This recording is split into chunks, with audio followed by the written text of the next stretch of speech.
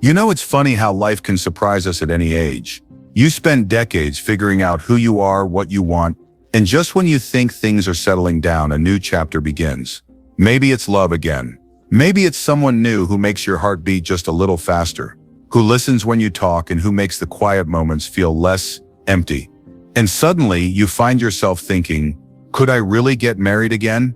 At this age, let's be honest, it's a big question. And if you're in your 60s or older, it's not one you take lightly. You've lived, you've learned, you've felt joy and pain, and you know the value of peace, stability, and a good night's sleep. So when love comes knocking again, it's natural to feel a mix of excitement and caution. That's why this conversation matters. Because remarrying after 60 isn't just about finding someone to share your time with. It's about protecting your peace, honoring your life experience, and making a decision that supports your emotional, financial, and personal well-being. So today, let's talk heart to heart. This video is for anyone over 60 who's considering tying the knot again, or even just thinking about what it would mean. We're going to talk about 5 powerful truths you need to know before saying I do again. Not from a place of fear or doubt, but from clarity, wisdom, and confidence. Let's start with something that's often brushed aside, but absolutely vital. You must know yourself first, deeply. At 60, 65, 70, you're not the same person you were at 30 or 40. You've changed. Your needs are different, your energy is different, and hopefully your priorities are clearer. So before you step into something new, you've got to take an honest look inward. What are you truly looking for in a partner now? Is it companionship, emotional support, shared hobbies, a travel buddy, someone to hold your hand during doctor visits? Or are you still carrying wounds from the past that you hope this new person will fix? A lot of people don't realize this, but remarrying too quickly, or without doing this kind of inner work, can lead to emotional dependency. And that's not love. That's fear of being alone. There's a big difference between choosing someone from a place of wholeness and needing someone to fill a gap in your life. Take time to sit with your thoughts. Journal if you have to. Be brutally honest with yourself. What do you want your next chapter to feel like? Because knowing yourself isn't just about avoiding mistakes. It's about creating something deeply fulfilling. You've earned the right to ask for what you need and to be someone who brings peace, not pressure, into a relationship. Now, once you've done some of that inner reflection, here's the second truth that can't be ignored. You're not just marrying a person, you're marrying their habits, their health, and their history. Let that sink in. When we're younger, we tend to fall for the big feelings, the butterflies, the chemistry, the fun. But after 60, it's the daily reality that matters most. Can you talk to this person when things are hard? How do they handle stress? Do they take care of their health, or do they ignore red flags because they don't want to deal with it? If you've already dealt with illness, caregiving, or emotional burnout in a past relationship, you know how draining it can be. That doesn't mean you avoid love, but it does mean you take a closer look at how this person lives. Are they emotionally stable? Do they handle money responsibly? Do they respect your space and independence? This stage of life is too precious to gamble on chaos. You're allowed to ask hard questions, you're allowed to take your time, and you're allowed to walk away if someone's patterns don't line up with the peace you're trying to protect. It's also worth looking at how they treat others. Do they show respect to strangers? How do they talk about their ex? Do they take accountability or always blame someone else for what went wrong? The way someone handles their past tells you a lot about how they'll handle you when things aren't perfect. And let's not forget, you bring your own habits and history into the relationship too. Have those open conversations. Talk about sleep routines, family expectations, dietary preferences, and financial goals. These aren't small things. They are your life. And when two lives come together after 60, compatibility isn't a bonus. It's the foundation. Here's a real example. A woman I spoke to recently remarried at 67. She told me the first few months were full of joy. Morning walks, cooking together, all the things she thought she missed. But as time went on, she realized they had very different ideas of what quiet time meant. He wanted constant conversation. She needed solitude. She started to feel drained, not because he was a bad person, but because their habits didn't align. And no one ever told her to talk about these things beforehand. That's why this matters. Alright, so we've looked at knowing yourself deeply and recognizing that you're marrying more than just a person, you're marrying their way of life. And both of those truths are about building clarity. When you have clarity, you make better choices. You create a future that feels good, not just in the first few months, but in the long run. Let's take a breath here. Maybe you're already thinking of someone, or maybe you're just opening yourself up to the idea of love again. Wherever you are, know this, it's never too late to choose wisely. To lead with love and wisdom, to trust your instincts and ask the hard questions, because you deserve a relationship that honors everything you've been through and everything you still hope to experience. Now let's keep going. So, now that we've talked about how important it is to know yourself deeply and to look closely at your potential partner's habits, health, and history, let's keep this conversation going. Because love after 60, it's different. It's not about the fantasy. It's about feeling safe. It's about being seen. And it's about building a life that feels right, not rushed. That brings us to another truth that a lot of people shy away from, but it's absolutely essential. You have to talk about money early, openly, and honestly. Finances at this stage of life are not a small detail. They are a central part of how you'll live, what you'll share, and what boundaries need to be in place to protect both of you. I know, talking about money can feel uncomfortable, especially if you've grown up believing it's a private topic, but avoiding it doesn't make it disappear. It just makes the consequences more painful later. Let's say you've worked hard to build a comfortable retirement. You've saved, invested, and made sacrifices along the way. Now imagine marrying someone who is heavily in debt or who hasn't planned financially for their future. Without a real conversation about how things will be handled, you could end up draining your savings, fighting over spending, or even jeopardizing your financial security. You don't need to be a financial expert. You just need to be honest. Sit down together and talk about the basics. What's your income? What are your expenses? Do you plan to merge finances or keep them separate? What happens to your assets if something happens to you? Have you updated your wills, beneficiaries, or power of attorney? These aren't just money talks, they're life talks, and they can actually bring you closer because they show that you respect each other enough to be transparent. If someone avoids these discussions or gets defensive when you ask questions about their finances, that's not a red flag. It's a billboard. At this age, you can't afford to walk into something blind. I remember a man in his 60s who shared his story with me. He remarried without asking enough questions about his new wife's financial habits. She had expensive taste, no savings, and a tendency to rack up credit card debt. It didn't take long before his accounts were in chaos, and what was supposed to be a peaceful retirement turned into years of stress and resentment. He told me, "I thought love was enough, but I should have protected my peace first." And he's right. It's not unromantic to talk about money. It's responsible. And real love can handle real conversations. And speaking of responsibility, let's move to something else that's deeply important in this chapter of life. Your family dynamics. When you're in your 20s or 30s, starting fresh with someone new often means you're building a life from the ground up together. But when you're remarrying after 60, both of you probably come with a full life already. That means children, maybe even grandchildren, friend groups, shared holidays, emotional histories, and all of that needs to be handled with care. Some adult children can be supportive and happy for you. Others may feel confused, protective, or even suspicious of your new relationship. Maybe they're worried about inheritance or about you being hurt again. Maybe they just haven't processed the change yet, and it's easy to feel torn.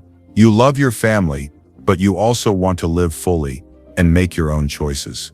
This is where gentle, open communication is key. Don't force your children to instantly approve or adapt, but do invite them to understand.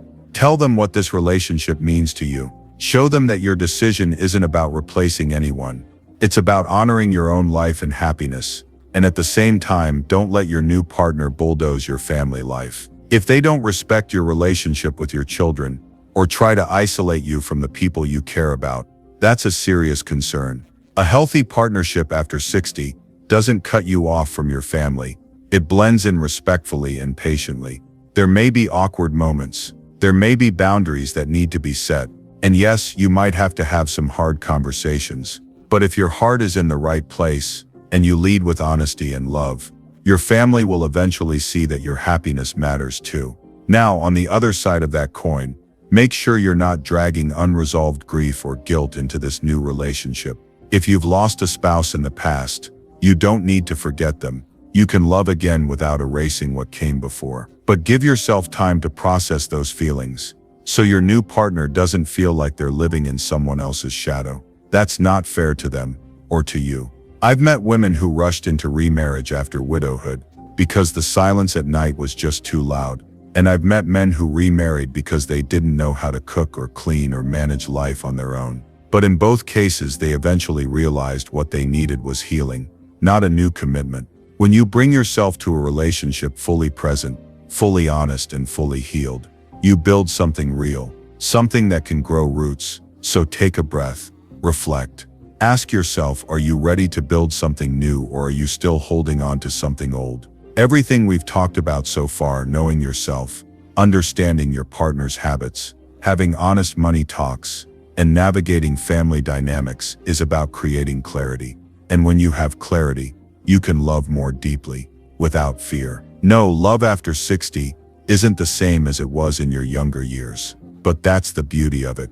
You don't need someone to complete you. You're already whole. What you want now is someone to share that wholeness with. Someone to walk beside you, not carry you. Someone who respects your independence, your wisdom, and your time. Because your time is valuable. Your energy is precious. And this stage of life isn't about settling.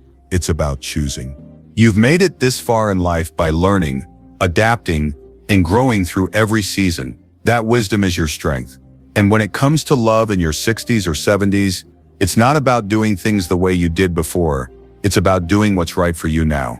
We've talked about knowing yourself, understanding your partner's habits and past, being open about money, and navigating family dynamics with grace. But there's one more truth you absolutely need to hold on to before saying, I do again. It's this: you don't need a marriage to be whole. But if you choose to marry, make sure it adds to your life, not complicates it. That one's big.